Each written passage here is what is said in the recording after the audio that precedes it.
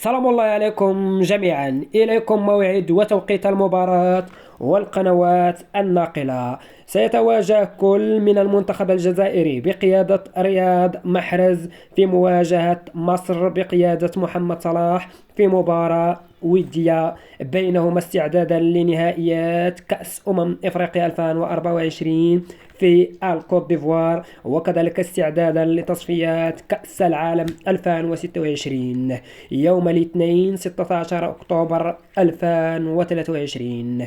وستلعب المباراة على الساعة 7 بتوقيت مكة، وكذلك مصر 5 بتوقيت المغرب وتونس والجزائر، والرابعة بتوقيت غرينتش. فيما ستنقل هذه المباراة حصريا على اون تايم سبورت المصرية. في نظركم من سيفوز في هذه المقابلة؟ جزائر بقيادة محرز أم مصر بقيادة الفرعون محمد صلاح؟ أنتظر أجوبتكم في التعاليق.